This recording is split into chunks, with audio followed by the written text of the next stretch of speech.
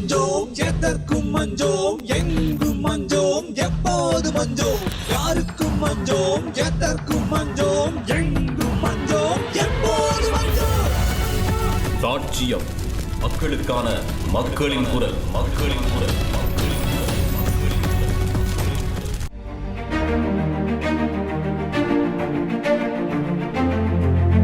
வணக்கம் நேயர்களே, இன்றைய சாட்சியம் நிகழ்ச்சியில் இலங்கையிலே அதிகரித்து செல்கின்ற கொரோனா வைரஸினுடைய பரவல் நிலை தொடர்பாக ஆராய்கின்றோம். ஒரே நாளில் மிக அதிக தொற்று நேற்றைய தினம் பதிவு செய்யப்பட்டிருக்கிறது. இலங்கையிலே நேற்று முதல் ஒரே தடவையாக 2500க்கும் அதிகமான கொரோனா தொற்றாளர்கள் உறுதிப்படுத்தப்பட்டனர். நேற்று மொத்தம் 2659 பேருக்கு தொற்று உறுதி செய்யப்பட்டுள்ளதாக சுகாதார அமைச்சின் தொற்று நோயியல் பிரிவு தெரிவித்திருந்தது. இவற்றுள் நாட்டில் தொற்று நோயுடன் சிகிச்சையில் உள்ளவர்களின் எண்ணிக்கையும் 20,657 கடந்ததாக அதிகரித்துள்ளது. அத்துடன் நாட்டில் உறுதிப்படுத்தப்பட்ட மொத்த தொற்றாளர்களினுடைய எண்ணிக்கை 1,25,906 அதிகரித்திருந்தது. இதன் அடிப்படையில் கொரோனா பரவல் வேகத்தில் தெற்காசியாவிலேயே 2வது இடத்தில் இருக்கும் நாடாக இலங்கை மாறியிருக்கிறது. இலங்கையில் கடந்த ஒரு வார காலப்பகுதியில் கோவிட் பரவலினுடைய வேகம் 82% பதிவாகியுள்ளதாக சர்வதேச ஆய்வு நிறுவனம் ஒன்று சுட்டிக்காட்டியுள்ளது. தினமும் கோவிட் தொற்று குறித்து பரிசோதனை நடவடிக்கையை மேற்கொள்ளும் பிரபல வோல்டோமீட்டர் இணையதளத்தின் புதிய அறிக்கையிலேயே இந்த விடயம் குறிப்பிடப்பட்டுள்ளது. தெற்காசியாவில் ஏனைய நாடுகளுடன் ஒப்பிடும்போது நேபாளத்திலேயே அதிக கோவிட் தொற்றாளர்கள் அடையாளம் காணப்பட்டுள்ளனர். அதன் அதிகரிப்பு 105%.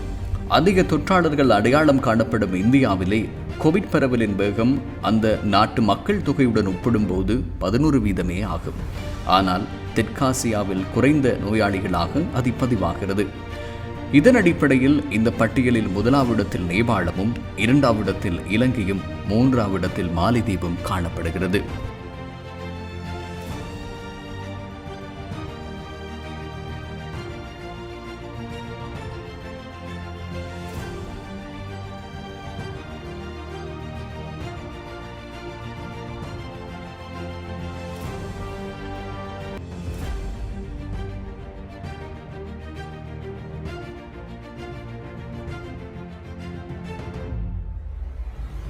இலங்கையில் கொரோனா மரணங்கள் தினமும் 200 வரை அதிகரிக்கலாம் என்றும் செப்டம்பர் மாதத்திற்குள் 20,000 பேர் வரை உயிரிழக்கலாம் என்றும் எதிர்வு கூறப்படுகிறது.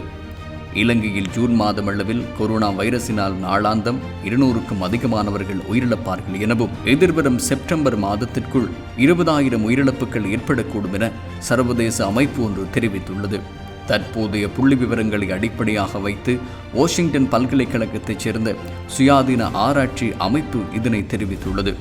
இந்த நிலையில் கோவிட் தொற்றினை கட்டுப்படுத்த தவறினால் இலங்கையில் எதிர்வரும் செப்டம்பர் மாதத்திற்குள்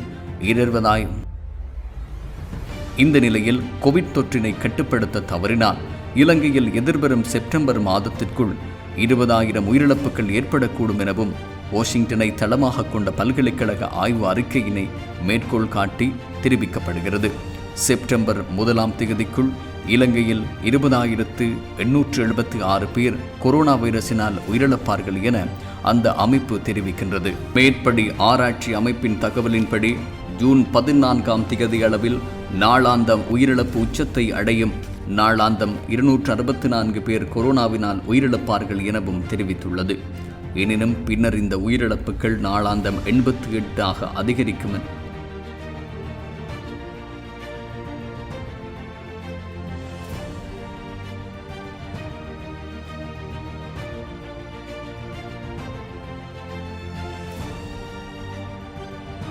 மேற்படி ஆராய்ச்சி அமைப்பின் தகவலின்படி ஜூன் 14ஆம் தேதி அளவில் நாளாந்த உயிரிழப்பு உச்சத்தை அடையும். நாளாந்தம் 264 பேர் கொரோனாவினால் உயிரிழப்பார்கள் என தெரிவிக்கப்பட்டுள்ளது.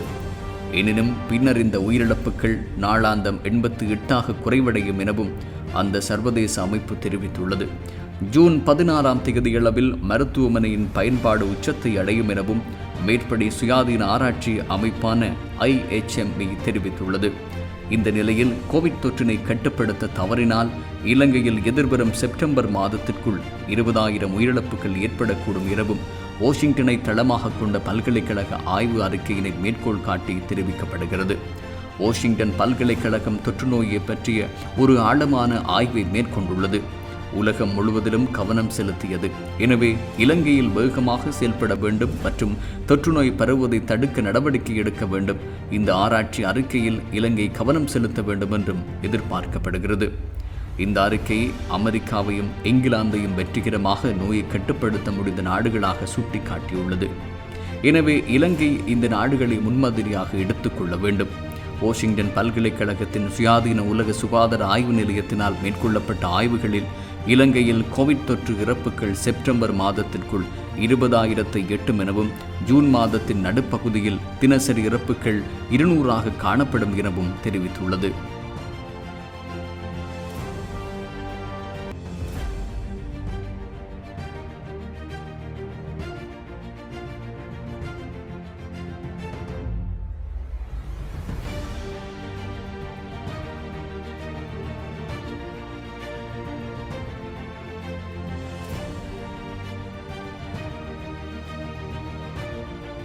இந்த நிலையில் இலங்கையில் நவம்பர் மாதமளவில் 4வது கொரோனா அலைக்கு வாய்ப்பு இருப்பதாகவும் மருத்துவ ஆய்வாளர்கள் எதிர்வு கூறியுள்ளனர். இலங்கையில் 4வது கொரோனா அலை நவம்பர் மாதமளவில் ஏற்படலாம் என்றும் மருத்துவ ஆய்வாளர்கள் தெரிவிக்கின்றார்கள். தற்போது இந்தியாவின் 2வது கொரோனா அலை தீவிரமாக பரவி வரும் அதேவேளை இலங்கையில் 3வது கொரோனா அலை தீவிரமடைந்துள்ளது. இந்தியாவில் தற்போது ஏற்பட்டுள்ள 2வது அலையின் தீவிரம் ஜூன் மாத பிற்பகுதியில் குறைந்தாலும் நவம்பர் மாத பிற்பகுதியில் மீண்டும் ஒரு கொரோனா அலையாக 3வது அலை உருவாக வாய்ப்புள்ளதாக மருத்துவ நிபுணர்களும் ஆய்வாளர்களும் தெரிவிக்கின்றார்கள். இதன்போது இலங்கையிலே 4வது கொரோனா அலை உருவாவதற்கான வாய்ப்புகளும் இந்தியாவில் 3வது கொரோனா அலை மீண்டும் உருவாவதற்கான வாய்ப்பும் இருப்பதாகவும் எதிர்ப்பு கூறப்படுகிறது. சாட்சியம் மக்களுக்கான மக்களின் குரல். நேற்று வடமாகாணத்திலே 37 பேர் தொற்று உறுதிப்படுத்தப்பட்டுள்ளது. இதில் 21 பேர் சாவகச்சேரி சுகாதார வைத்திய அதிகாரி பிரிவைச் சேர்ந்தவர்கள். இவர்கள் கொடிகாமம் பொது சந்தை அல்லது அந்த பிரதேசத்தில் இருக்கின்ற கடை தொகுதிகளிலே பணியாற்றுகின்றவர்கள். கொடிகாமம் மத்தி J326, கொடிகாமம் வடக்கு J327 இந்த 2 கிராம சேவையாளர் பிரிவுகளையும் உடனடியாக நடைமுறைக்கு வரும் வகையிலே நேற்று இரவிலிருந்து நாங்கள் தனிமைப்படுத்தி இருக்கின்றோம். யாழ்ப்பாணத்தின் சிறைச்சாலையிலே நேற்று 8 பேருக்கு தொற்று உறுதிப்படுத்தப்பட்டிருந்தது. யாழ்ப்பாணம் போதனா வைத்தியசாலை தனிமைப்படுத்தல் விடுதியிலே 6 பேருக்கு தொற்று உறுதிப்படுத்தப்பட்டிருந்தது. உடுவில் சுகாதார வைத்திய அதிகாரி பிரிவிலே 2 முதல்நிலை தொடர்பாளர்களுக்கு தொற்று உறுதிப்படுத்தப்பட்டிருந்தது. வவுனியா மாவட்டத்திலே எங்களுக்கு கடந்த சில நாட்களாக பூவரசங்குளம் மாவட்ட வைத்தியசாலை அல்லது அந்த வைத்தியசாலையிலே தொடர்ச்சியாக வெளிநோயாளர் பிரிவிலே சிலருக்கு தொற்று உறுதிப்படுத்தப்பட்டிருந்தது. இவர்கள் அனைவரும் குருக்கள் புதுக்குளம் என்ற ஒரு கிராமத்தைச் சேர்ந்தவர்கள். எனவே அந்த கிராமத்தை தனிமைப்படுத்தி அங்கே 100க்கும் மேற்பட்டவர்களுக்கு நேற்று PCR பரிசோதனைகள் மேற்கொள்ளப்பட்டிருக்கின்றன. எனவே குருக்கள் வவுனியா சுகாதார வைத்திய அதிகாரி பிரிவைச் சேர்ந்த குருக்கள் புதுக்குளம் என்ற கிராமம் தற்போது தனிமைப்படுத்தப்பட்டுள்ளது. சாட்சியம் மக்களுக்கான மக்களின் குரல். கடந்த 2 வாரங்களாக கொரோனா தொற்றின் வேகம் அதிகரித்து வருவதாக பலரும் எச்சரிக்கை விடுத்து வருகிறார்கள். தொற்றுநோய் ஆய்வு பிரிவின் பணிப்பாளரின் கருத்தின்படி எதிர்வரும் காலத்தில் தொற்றாளர்களின் எண்ணிக்கை நாளாந்தம் 2500 கடக்கலாம் என்று தெரிவித்தார். உண்மையில் சில கணிப்புகளின்படி இலங்கையின் சனத்தொகையோடு ஒப்பிட்டால் இந்தியாவை விடவும் இலங்கையின் தொற்று அதிகம். இவ்வாறானதொரு பின்புலத்தில் தான் நாட்டை முடக்குமாறு பலரும் வலியுறுத்தி வருகிறார்கள். இலங்கையின் மருத்துவ சங்கம் நாட்டை முடக்குமாறு தொடர்ந்தும் வலியுறுத்தி வருகிறது. அதேவேளை பிரதான எதிர்க்கட்சியான ஐக்கிய மக்கள் சக்தியும் நாட்டை முடக்குவது தொடர்பில் வலியுறுத்தி வருகிறது. ஆக குறைந்தது மாகாண மட்டத்திலாவது நாட்டை முடக்குவது அவசியமானதென்றும் கருத்தை எதிரணியினர் வலியுறுத்துகின்றார்கள். இல்லாவிட்டால் வரப்போகும் பேராபத்தை தடுக்க முடியாமல் போகலாம் என்பதே அவர்களின் வாதம். கொரோனா தொற்று முதலாக அடையாளம் காணப்பட்ட காலத்தில் நாடு முழுவதுமாக முடக்கப்பட்டது. இதன் விளைவாக கொரோனா தொற்றை வெற்றிகரமாக கட்டுப்படுத்தியதான ஓர் அபிப்பிராயமும் அரசியல் மயமானது. ஆனால் தற்போதைய நிலைமைகள் தலைகீழாகிவிட்டன. அரசாங்கத்திற்கு ஆரம்பத்தில் கிடைத்த நற்பெயர் இப்போது இல்லாமல் குறைந்து கொண்டிருக்கிறது. ஆனால் நாட்டை முடக்காமலேயே தாம் கொரோனாவை எதிர்த்து போராடப் போவதாக பிரதமர் மஹிந்த ராஜபக்ஷ அண்மையில் தெரிவித்தார்.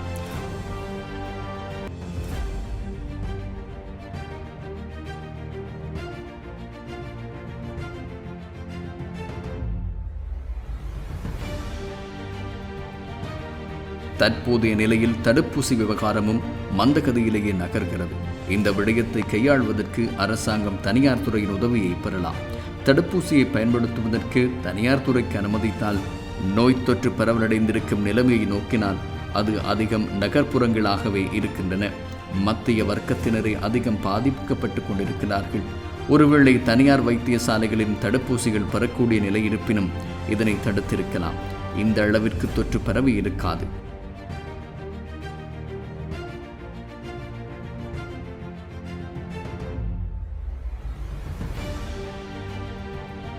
சாட்சியம் மக்களுக்கான மக்களின் குரல். யாழ்ப்பாண மாவட்டத்திலே தற்பொழுது கொரோனா தொற்று நிலைமை சற்று ஒரு அதிகரித்த போக்கிலே காணப்படுகின்றது. நேற்றைய நிலைமையிலே 20 பேருக்கு அந்த தொற்று உறுதி செய்யப்பட்டிருந்தது. அதனுடன் சேர்த்த வகையிலே தற்பொழுது அக்டோபர் மாதத்துக்கு பிற்பாடு 1688 நபர்களுக்கு அந்த தொற்று உறுதி செய்யப்பட்ட நிலைமை இருக்கின்றது. இந்த நிலையிலே 21 மரணங்கள் பதிவு செய்யப்பட்டிருக்கின்றன. நேற்று 2 தொற்றாளர்களுக்கு அந்த தொற்றாளர்கள் மரணித்திருக்கின்றார்கள். இதனை விட தற்பொழுது 2 கிராமங்கள் கிராம உத்தியோகத்தர் பிரிவுகள் தனிமைப்படுத்தலுக்கு உட்படுத்தப்பட்டிருக்கின்றன. இந்த யாழ்ப்பாண மாவட்டத்திலே தற்பொழுதைய நிலையிலே அனைத்து நடவடிக்கைகளையும் நாங்கள் மட்டுப்படுத்திய அளவிலும் சில விஷயங்களுக்கு தடை விதித்தும் இருக்கின்றோம். தற்பொழுது போலீசார் இந்த சுகாதார நடைமுறைகளை பின்பற்றாதவர்களை இனங்கண்டு அவர்களுக்கு சட்ட நடவடிக்கை எடுப்பதற்கும் அவர்கள் நடவடிக்கை எடுத்து வருகின்றார்கள். ஆகவே பொதுமக்கள் கண்டிப்பாக இந்த முகக்கவசம் அணிதல், சமூக இடைவெளி பேணுதல், அதே போன்று சுகாதார வழிகாட்டுதலை பின்பற்றலை செய்ய வேண்டும். அந்த வகையிலே அவர்கள் நடந்து கொண்டால் நாங்கள் எங்களுடைய யாழ்ப்பாண மாவட்டத்தை ஒரு தொற்றிலிருந்து பேணக்கூடியதாக இருக்கும். இந்த நிலையிலே வடமாகாணத்தை பொறுத்தவரையிலே சில முன்னாயத்த நடவடிக்கைகளை எங்களுடைய சுகாதார பகுதியினர் எடுத்திருக்கின்றார்கள். அதாவது ஏற்கனவே கோப்பாய் மற்றும் கிளிநொச்சியில் இருந்த சிகிச்சை நிலையங்களுக்கு மேலதிகமாக சில சிகிச்சை நிலையங்களையும் திறப்பதற்குரிய நடவடிக்கைகள் எடுக்கப்பட்டிருக்கின்றன. கிளிநொச்சியில் நேற்று மேலதிகமாக ஒரு சிகிச்சை நிலையம் 230 கட்டில்களுடன் ஆரம்பிக்க நடவடிக்கை எடுக்கப்பட்டிருக்கின்றது. அதனை விட மருத்துவமனைகளையும் தேவையின் நிமித்தம் மாற்றி அமைக்கக்கூடிய ஒழுங்குகளும் செய்யப்பட்டிருக்கின்றன. இருந்தபோதும் அவசர சிகிச்சை படுக்கைகள் மிகவும் மட்டுப்படுத்தப்பட்ட அளவில் தான் இருக்கின்றது. அதனையும் அதிகரிப்பதற்குரிய நடவடிக்கைகளை எங்களுடைய சுகாதாரப்பணியர் எடுத்திருக்கின்றார்கள். ஆகவே இந்த மட்டுப்படுத்தப்பட்ட வைத்திய வசதி காணப்படுகின்றமையினால் பொதுமக்கள் முகவதானமாக நடந்து கொள்ள வேண்டிய ஒரு நிலைமை ஏற்பட்டிருக்கின்றது. சாட்சியம் மக்களுக்கான மக்களின் குரல். புதிய கோவிட் விவகார மாற்றமும் அதிக ஆபத்தான சந்தர்ப்பங்களையும் காணக்கூடியதாக இருக்கிறது. வைரஸ் தொற்று நோய்களின் ஒரு சிறப்பு அம்சம் யாது எனில் காலத்திற்கு காலம் அதன் தோற்றத்தில் ஏற்படும் மாற்றமாகும். வைரஸின் ஒரு புரதத்தில் ஏற்படும் மாற்றம் கூட அதன் செயற்பாட்டில் குறிப்பிடத்தக்க மாற்றத்தை ஏற்படுத்தும். இம்மாற்றத்தினால் வைரஸ் பரவும் வேகம் துரிதப்படுத்தப்படக்கூடும். அத்துடன் இது வைரஸ் தொற்று நோயால் ஏற்படும் நோயின் தீவிரத்தையும் அதிகரிக்கவும் கூடும். தற்போது இலங்கையில் காணப்படும் COVID-19 வைரஸ்களில் B117 உட்பட பல்வேறு வகையான புதிய விவகாரங்கள் அடையாளம் காணப்பட்டுள்ளன. இதனால் தொற்று வழக்கத்தை விட வேகமாக பரவும் மட்டுமன்றி கடுமையான நோய் அறிகுறிகளையும் ஏற்படுத்தவும் கூடும். உலகெங்கிலும் சில காலமாக நடத்தப்பட்ட ஆய்வுகளின்படி கோவிட் வைரஸ் குறித்த இடத்தில் விரைவாக பரவுவதற்கு 3 முக்கிய காரணிகள் உள்ளன. புதிய கோவிட் வகைகளுள் இக்காரணிகள் பொதுவானவை. வைரஸின் மாற்ற வகைகள் எவ்வாறு இருப்பினும் அவற்றை பொருட்படுத்தாமல் உங்களை பாதுகாத்துக் கொள்ள நீங்கள் செய்ய வேண்டியதெல்லாம் ஆபத்து காரணிகளை கொண்ட இடங்களை கண்டறிந்து அவற்றை தவிர்ப்பதே ஆகும். இந்த கோவிட் அபாயத்தை அதிகரிக்கும் காரணிகள் யாவை? 1. கூட்டம் அதிகமாக சேரும் இடமாயிருத்தல். இவ்விடத்தில் சன நெரிசல் அதிகரிக்கிறதோ அவ்விடத்தில் கோவிட் தொற்றாளர்கள் இருக்கக்கூடிய வாய்ப்புகள் அதிகரிக்கிறது. இதனால் கோவிட் தொற்று ஏற்படும் அபாயமும் அதிகரிக்கிறது. இரண்டாவதாக, மக்கள் ஒருவருக்கொருவர் நெருக்கமாக இருக்கும் சந்தர்ப்பங்கள், குறிப்பாக ஒருவருக்கொருவர் அருகே நெருக்கமாக இருக்கும் போதும், கதைக்கும் போதும், உண்ணும் போதும், பருகும் போதும் இவை பரவும். போதிய காற்றோட்டமற்ற மூடப்பட்ட இடத்தில் இருப்பது. மூடப்பட்ட இடங்களில் கோவிட் வைரஸ் பரவுவதற்கான வாய்ப்பு விகிதம் வெளிப்புற காற்றோட்டமான இடங்களை விட அதிகம் என்பது தெளிவு. இது தொடர்ந்தேர்ச்சியாக கதைக்கப்படவில்லை எனினும் இது கோவிட் பரவலின் செல்வாக்கான மற்றொரு மிக முக்கிய பரவலான காரணியாகும். இந்த 3 காரணிகளின் ஒன்றாவது நீங்கள் இருக்கும் இடத்தில் இருந்தால் அங்கு வேறு எங்கும் இல்லாததை விட கோவிட் தொற்று உருவாகும் அதிக வாய்ப்பு உள்ளது. இந்த காரணிகளில் ஒன்றுக்கு மேற்பட்ட ஒரு இடத்தில் காணப்படின் அத்தகைய இடங்களில் கோவிட் பரவுவது இன்னும் விரைவாக நிகழும். எனவே இதுபோன்ற இடங்களை முடிந்தவரை தவிர்க்க வேண்டியது அவசியம். சில அவசர காரணங்களுக்காக நீங்கள் அத்தகைய இடத்திற்கு செல்ல வேண்டியிருந்தால் அங்கு செலவழிக்கும் நேரத்தை குறைப்பதன் மூலமும் ஆபத்தை ஓரளவிற்கு குறைக்கலாம். குறிப்பாக இது போன்ற அதிக ஆபத்து நிலவும் காலங்களில் இக்காரணிகளில் ஒன்று அல்லது அதற்கு மேற்பட்டவை இருக்கும் இடங்களை இயலுமான வரை தவிர்ப்பது அவசியமாகும். அவ்வாறே உங்கள் கைகளை சுத்தமாக வைத்திருப்பதும் மற்றும் முகக்கவசங்களை தவறாமல் அணிவதும் கோவிட் பரவும் ஆபத்தை வெகுவாக குறைக்கும். இருப்பினும் இச்செயல்பாடுகள் மேலே உள்ள காரணிகளுடன் இடங்களின் அதிக நேரத்திற்கு தரித்திருந்தால் தொற்றின் அபாயத்தை முற்றிலுமாக இல்லாமல் செய்யாது. நாடு முழுவதும் கோவிட் நோய் வேகமாக பரவி வரும் இந்த நேரத்தில் உங்களினதும் உங்கள் அன்புக்குரியவர்களினதும் பாதுகாப்பை கருத்தில் கொண்டு ஆபத்து காரணிகளை கொண்ட இடங்களை முடிந்தவரை தவிர்க்க மறக்காதீர்கள். மேலும் உங்கள் அன்புக்குரியவர்களின் பாதுகாப்பை கருதி ஆபத்து காரணிகளை பற்றி அறிவை முடிந்தவரை பகிர்ந்து கொள்ளுங்கள். சாட்சியம், மக்களுக்கான மக்களின் குரல்.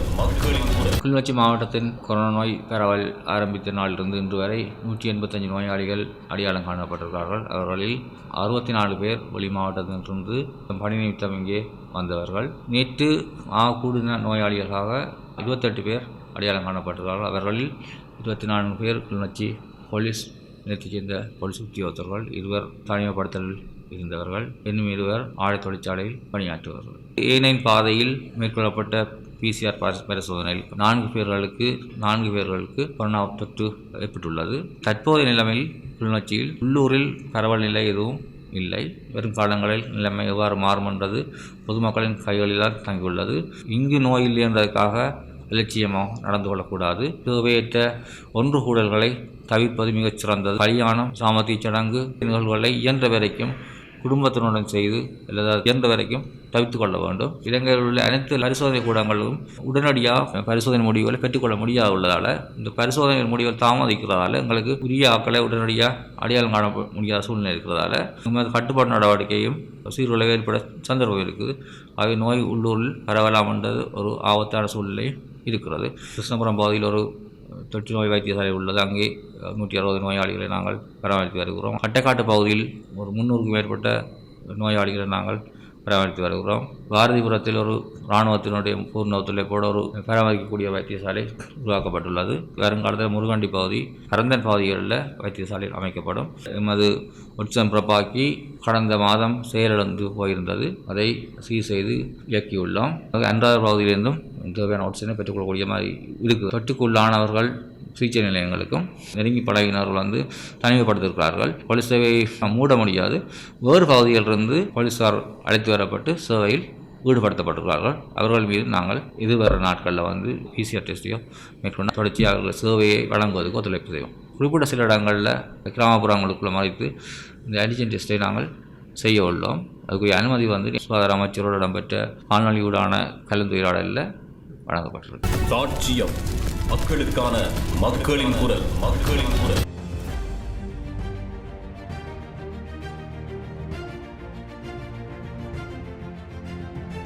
கோவிட் பரவும் இக்காலத்தில் கர்ப்பிணிகள் மிக அவதானமாக செயற்பட வேண்டியதன் காரணம் ஏன் என்ற கேள்வி எழுந்து கொண்டே இருக்கிறது.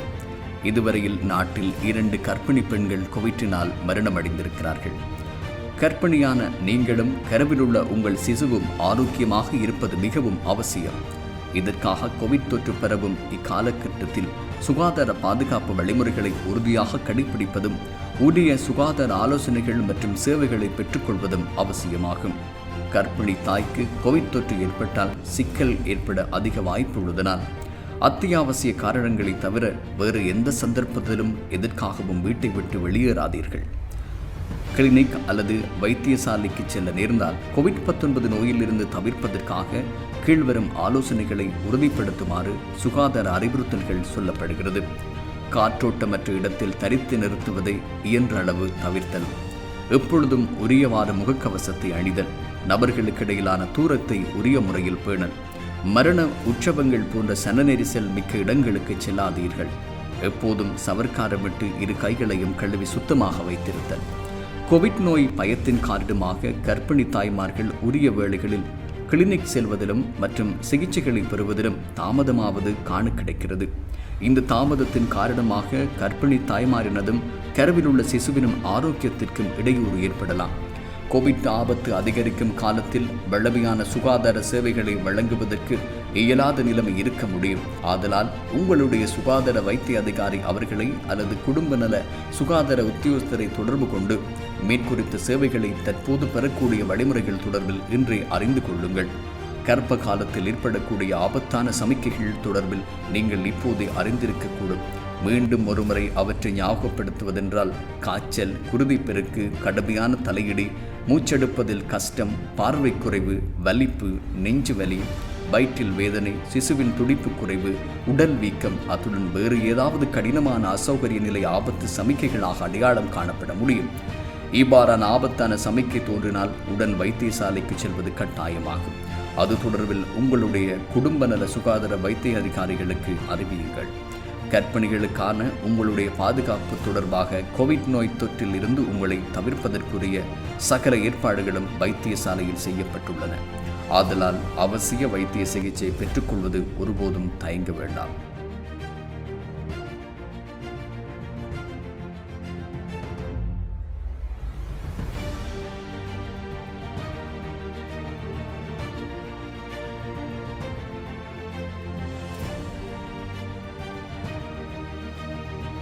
இலங்கையிலே அதிகரித்து வருகின்ற கொரோனா வைரஸினுடைய பரவல் தெற்காசிய நாடுகளோடு பார்க்கும்போது இலங்கை 2வது இடத்தில் இருக்கிறது. ஏன் இந்தியாவில் அதிகளவான தொற்றாளர்கள் அண்மையில் அடையாளம் கட்டப்பட்டிருந்தாலும் இலங்கையின் சனத்தொகையோடு ஒப்பிடும்போது இந்தியாவினுடைய பரவல் குறைவாக இருக்கிறது. ஆனால் இலங்கையினுடைய பரவல் அதிகரித்தே செல்கிறது. மருத்துவ சங்கங்கள், சுகாதாரத்துறையினர் நாட்டை முடக்குமாறும் பயணக்கட்டுப்பாடுகளை விதிக்குமாறும் தொடர்ச்சியாக எச்சரிக்கை விடுகின்ற போதிலும் நாமும் சுகாதார நடைமுறைகளை பின்பற்றி இயன்ற அளவு எங்களையும் எங்கள் அன்புக்குரியவர்களையும் எமது நாட்டையும் பாதுகாப்போமாக சாட்சியம் சுட்டிக்காட்டுகின்றது. யாருக்கும் மஞ்சோம், எதற்கும் மஞ்சோம், எங்கும் மஞ்சோம், எப்போது மஞ்சோம். யாருக்கும் மஞ்சோம், எதற்கும் மஞ்சோம், எங்கும் மஞ்சோம், எப்போது மஞ்சோம். சாட்சியம், மக்களுக்கான மக்களின் குரல்.